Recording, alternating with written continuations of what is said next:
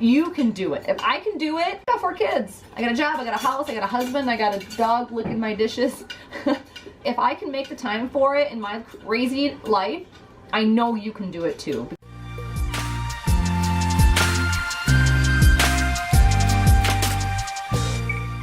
So I've been kind of putting off this video because I knew it was going to be a lot of sit down.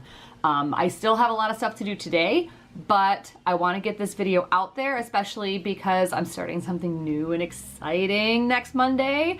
So I'll talk to you about everything as I get all my stuff done. I have some laundry to sort, I have some dishes to do, so I'm gonna multitask, right? That's what moms do, we multitask. We're good at this, I got this, right? Let's go all the way back to high school, okay? That's quite a while ago. I was 17 when I started dating my husband. And I was probably like 135, 140 when we started dating.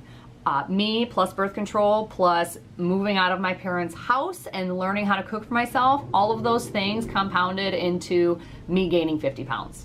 Had no idea how to feed myself, had no idea about exercise, and it showed. So by 19, I was about 185 pounds, and despite birth control, we conceived our first daughter, Hannah. And I then experienced issues with high blood pressure during my pregnancy with her because I ate so poorly, because I didn't know what I was doing. Macaroni and cheese was my big craving. So I put on about 30 pounds with her, bumping me all the way up to 215 when she was born. And after she was born, I went on birth control again. I was dealing with some postpartum depression, smoking again. I had smoked before I got pregnant with her, went back to smoking again, and then got pregnant again on birth control again. Different pill, same idea though. And I had only lost a little bit of the baby weight. I was still about 180, 185 when I got pregnant with Charlotte, and she was conceived right before Hannah's first birthday. So now we're talking 2 pregnancies in 2 years at a very young age. 21 when Charlotte was born, and super depressed. I mean, I gained all this weight. I was a new young mom, had no idea what I was doing. Thankfully, my husband is so supportive, and he knew how to approach the situation. He started at his work, they were doing a Biggest Loser challenge, and he said, hey, I want to lose some weight. It's easier if you would do it with me because we can do it together and I have a support system. So he said, let's do this weight loss challenge together. Okay, so we start dieting, January 1st, typical start date, right? And at this point, I kind of don't really know a whole lot about dieting. So we were doing it probably one of the worst ways. I'm talking lean cuisines, hydroxycut, like you name a bad habit for losing weight, I did it. I started exercising a little bit, and I found Zumba. Saved my life, honestly, because that introduced me to some really influential people who really helped me to find my path and to show me a lot better ways of eating. By the time Charlotte was a year old, I had gone and took my Zumba instructor training, which now I am a Zumba instructor for over 8 years. So I started teaching, and I started weightlifting too. I had never done anything about weightlifting, which weightlifting is so empowering. You feel so strong. It was amazing. A whole new world of possibilities for me, it felt like, because suddenly I was strong. Mark and I decided to actually try to have a baby instead of just being surprised with a baby. And we conceived our 3rd daughter, Nora, the end of 2010. And I maintained exercising through about 7 months into my pregnancy. I was able to continue teaching, at which point I was dealing with a lot of back pain and some other stuff, so I did stop teaching. But and I gained the same like 30 pounds that I gained with my first 2, but I started at a much lower weight. I was around 150 when I conceived her. And after I had Nora, I was able to nurse for over 9 months. I had a really hard time maintaining calories to keep my supply up. It was really difficult. My body really likes to hold on to weight when it's nursing. So in order to combat that, I went back 6 weeks to the day after I had my 3rd back to teaching because I was so committed to getting the weight off that I wasn't really paying attention to all the other cues that were telling me, hey, you know, slow your roll. But that's neither here nor there because, I mean, that's 6 years ago now. So I lost all the baby weight from Nora by the time she was 9 months old. So I was back down to like 145, 150. And I maintained that and continued to weight lift. And my food at this point was, I mean, it was decent. It was better than a standard American diet because I looked, in my mind, thin. I was not having any issues. So I continued on with that way of eating. And then we decided to have another baby. So we conceived our fourth daughter in 2013. My whole pregnancy was great with her. Again, I taught for most of that pregnancy as well. Only gained like, I think 30 pounds with her as well. So I got up to like 180-ish with her. Left the hospital 178 after I had Evelyn, and my weight stayed the same for 4 years. Now, there was change.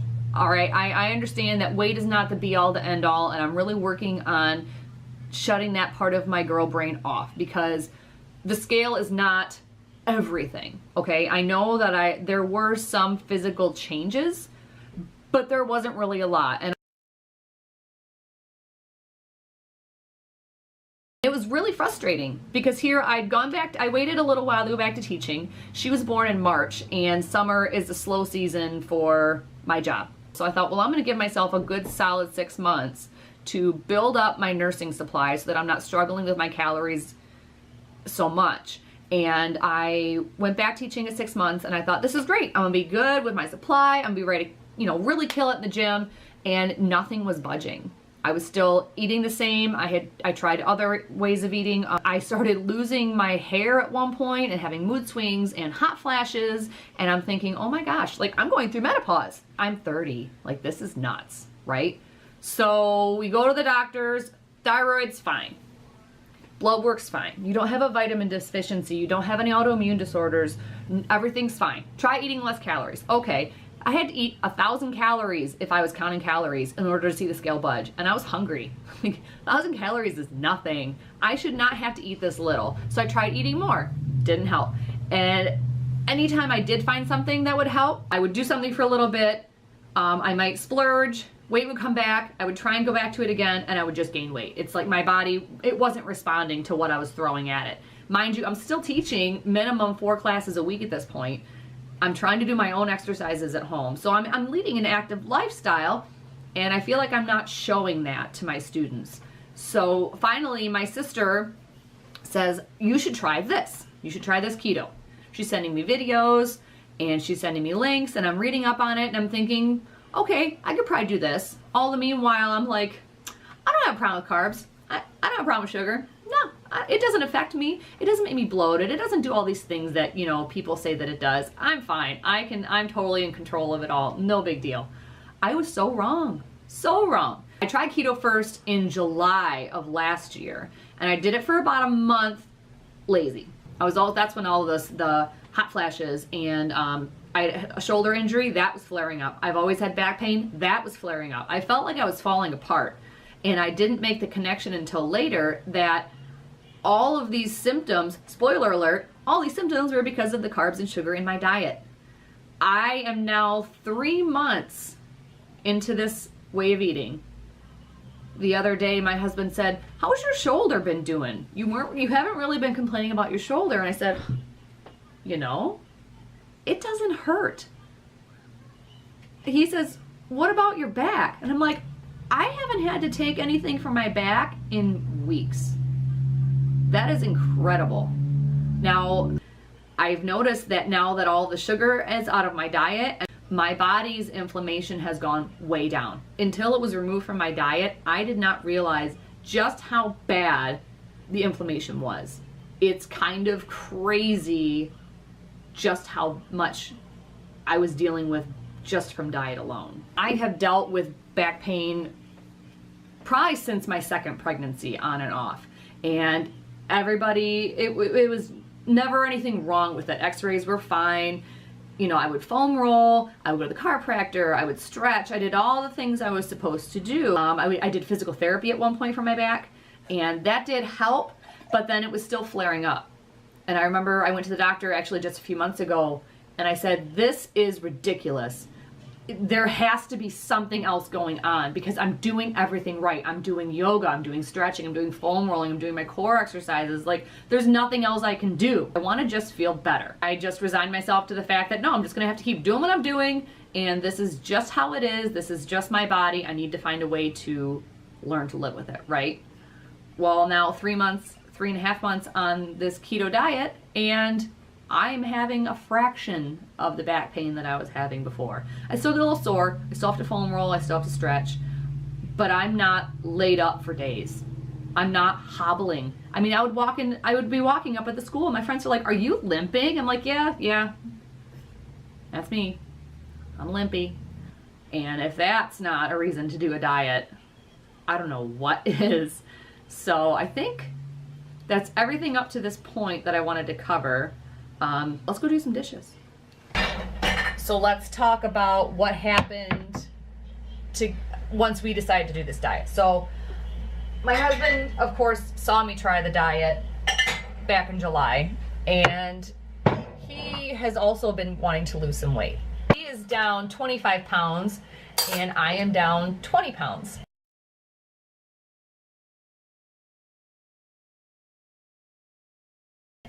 Which, I mean, I haven't lost weight in 4 years. So for me, I mean, that was kind of incredible, right? This is making a difference. Like I said, my back pain is minimal. My shoulder feels so much better. And I did not realize until it was gone, I was dealing with some serious sugar addiction issues. And I've really realized about myself, I have no self-control when it comes to sugar and when it comes to carbs. I will binge so hardcore on pasta, it's not even funny. And we kind of joke about it in our society, but it's serious. I mean, this addiction was causing me physical harm. This addiction was causing me joint pain. So remember I told you I was having mood swings, and I was having hot flashes, and I was having all these problems. My period was all over the place. I was convinced, like, there is something hormonal going on, right? No. Do you know what I haven't had in the last 3.5 months? Hot flashes. Well, I still have mood swings. I'm a girl, I'm still gonna have mood swings, but they're more under control. They're not so outrageous. My periods are more consistent. A lot of these things that I'm like, I have all these problems, I can't figure out what's wrong with me. It was the carbs, it was the sugar. But if I can't control myself, I don't want it. People have asked me, well, how long do you think you're gonna be on this diet? Well, it's not really a diet anymore at this point. It's basically a way of eating for me because I feel so much better. There we go. I don't want to eat anything else because I feel good.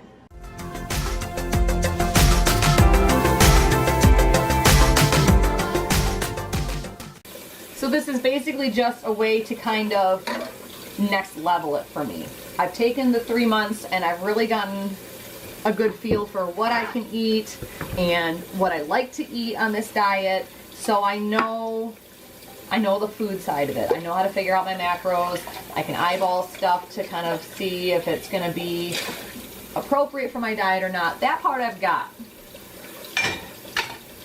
But now I want to take it to the next level. Now I want to see what can I do with my body now. And this cut program is very much that. They are going to show me how to gradually taper my macros down so that my body continues to lose and doesn't kind of get stuck. That plus the workouts, which I'm super excited to do because I haven't done a whole lot of weightlifting lately. My sister is also doing the cut with me, so she'll be doing her own video for that. We're going to try and still do a lot of videos together, but between my 4 kids, her 3 kids, she's just finishing up her nursing program. I mean, it's hard to get together as much as we'd like to. And I'm going to commit. I'm going to do weekly updates. So I am thinking at least a weekly update with kind of a peek at what I'm eating, and then I'll do weekly progress pictures and either bi-weekly or maybe even monthly measurements. And again, probably either bi-weekly or monthly weigh-ins, because I like seeing pictures better than I like seeing the scale, because sometimes the scale doesn't move for a while, but the pictures are changing, and I'm really trying hard to step back from the scale, because at the end of the day, that's just telling me how much my body is being pulled down towards Earth. That's gravity. You're telling me what my gravity is doing, and I'm not really worried about gravity. I'm worried about how I look and how I feel. And I've had 4 kids. I don't know what my body is going to look good at and what I'm going to feel good at now that I'm at this stage in my life. So I am trying to keep an open mind on all that and see where this all takes me. So if there's anything that I left out, anything you have questions on about my journey up to this point, or anything that I plan on doing with the CUT program, please feel free to comment below and let me know. That's a wrap for this video. I'm going to finish my dishes. Official start date for Deeper State Keto is April 23rd. I think there's still time to sign up, so if you still wanted to get signed up for the kickoff, go over to deeperstateketo.com. I'll link that down below so you can go and get it checked out. I'm really excited to share this with you as well, because I want to show you that no matter what you have going on in your life, no matter what obstacles you have, you can find a way to do it, to push through and to be prepared, and you can do it. So in June, I have a field trip with my daughter coming up. We're going to be in Philadelphia for a school trip. I'm going to stick to my eating for that. I have camping trips planned, but stick to my eating for that. And I really want to share that with you. When you want to do something, you make the time for it, and you are worth making the time for. Your health and you feeling good and being the best you that you can be, that is worth every second of extra time that you can devote to yourself. So let's do this together, yeah? Let's kick some butt, and I'll see you for our next video. Bye, guys.